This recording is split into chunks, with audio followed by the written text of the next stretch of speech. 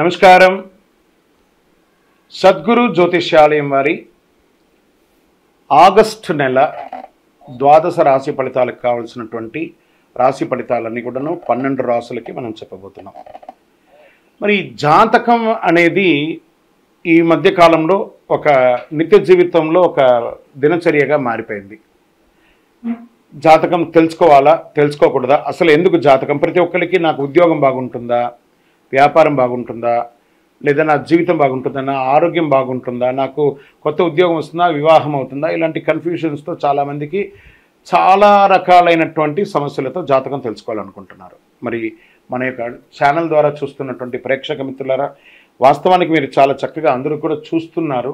కొంచెం ఒక like and share చేయండి, కొంచెం బాగుంటుంది. మీ మిత్రులందరికీ కూడా షేర్ చేయండి. మరి ఎవరెవరు జాతకం తెలుసుకోవాలి అని అనుకుంటే, మీకు వృత్తి వ్యవహారపరంగా, వ్యాపారపరంగా, ఉద్యోగపరంగా, వివాహపరంగా, ఆరోగ్యపరంగా ఉంటే మాత్రమే మనలాంటి సద్గురువులకు మీరు మెసేజ్లు చేయండి. ఈ యొక్క జ్యోతిష్యం చెప్తున్న గురువులకి మెసేజ్ చేయండి. నెంబర్ కనబడగానే ఒక వాట్సాప్ పెట్టేసి మెసేజ్ అని చెప్పి పెట్టకండి దయచేసి. మళ్ళీ చెప్తున్నాను, జాతకం పడుతున్న వర్షానికి ఒక గొడుగు మాత్రమే, కానీ జాతకం జీవితం కాదు. జాతకం జీవితం కాదు. మీరు తెలుసుకోవాలనుకున్నటువంటి యొక్క జాతకాన్ని మీ యొక్క date of birth, time of birth, place of birth WhatsApp ద్వారా లేదా మీ పరిసర ప్రాంతాల్లో ఉన్నటువంటి గురువుల్ని సంప్రదించి వారి ద్వారా జాతకం తెలుసుకోండి.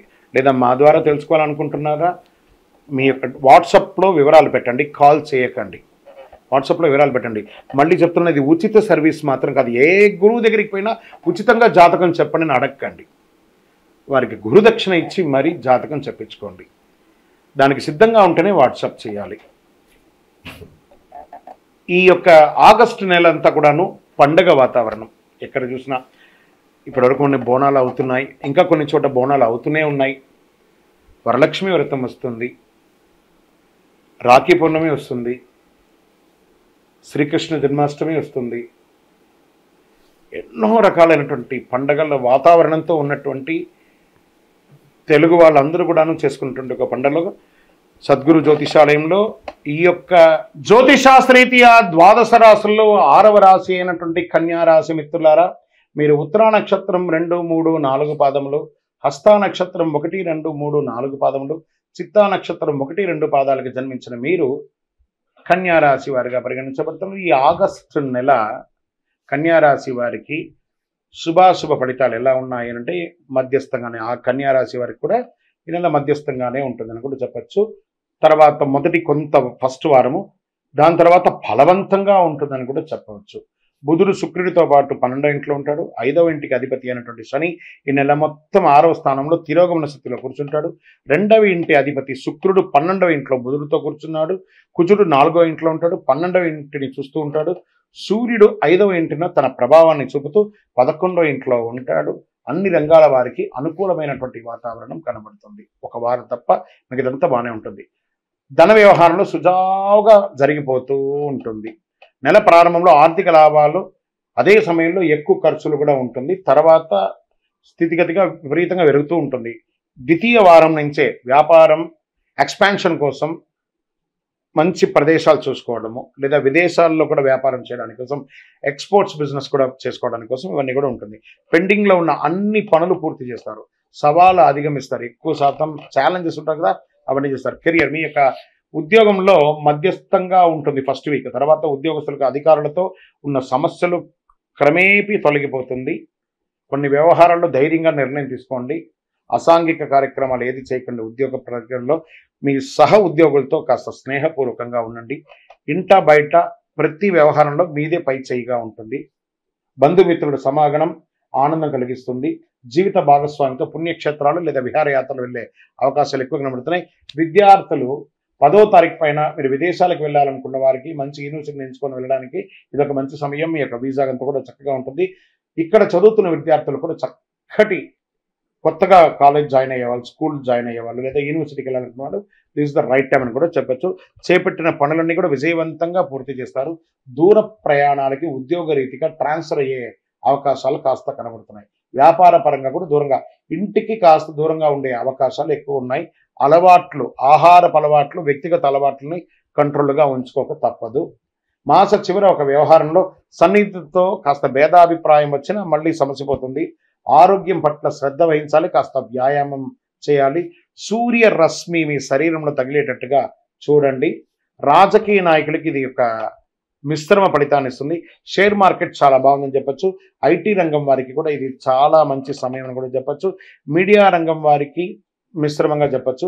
వివాహం కాని వారికి ఈ నెల శుభవార్త వినే అవకాశాలు కనబడుతున్నాయి. లక్కీ నంబర్ 7 అని కూడా చెప్పొచ్చు. ఊదా రంగు మీకు చాలా కలిసి వస్తుంది.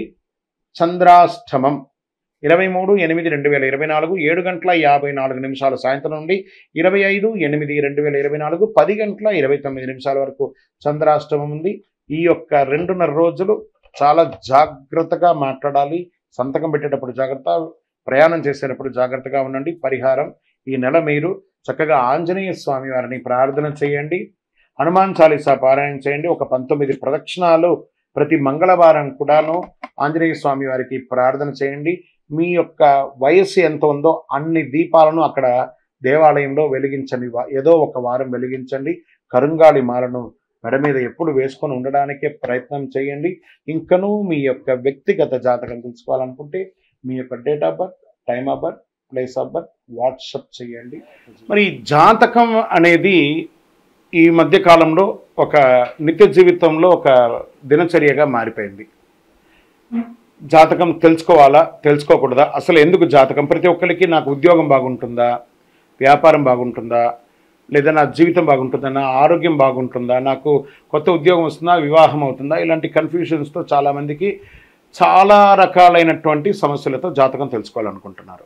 మరి మన యొక్క ఛానల్ ద్వారా చూస్తున్నటువంటి ప్రేక్షక మిత్రులారా, వాస్తవానికి మీరు చాలా చక్కగా అందరూ కూడా చూస్తున్నారు. కొంచెం ఒక లైక్ అండ్ షేర్ చేయండి, కొంచెం బాగుంటుంది. మీ మిత్రులందరికీ కూడా షేర్ చేయండి. మరి ఎవరెవరు జాతకం తెలుసుకోవాలి అని అనుకుంటే మీకు వృత్తి వ్యవహారపరంగా, వ్యాపారపరంగా, ఉద్యోగపరంగా, వివాహపరంగా, ఆరోగ్యపరంగా ఉంటే మాత్రమే మనలాంటి సద్గురువులకు మీరు మెసేజ్లు చేయండి. ఈ యొక్క జ్యోతిష్యం చెప్తున్న గురువులకి మెసేజ్ చేయండి. నెంబర్ కనబడగానే ఒక వాట్సాప్ పెట్టేసి మెసేజ్ అని చెప్పి పెట్టకండి దయచేసి. మళ్ళీ చెప్తున్నాను, జాతకం పడుతున్న వర్షానికి ఒక గొడుగు మాత్రమే, కానీ జాతకం జీవితం కాదు. చేయండి. జీవస్తు.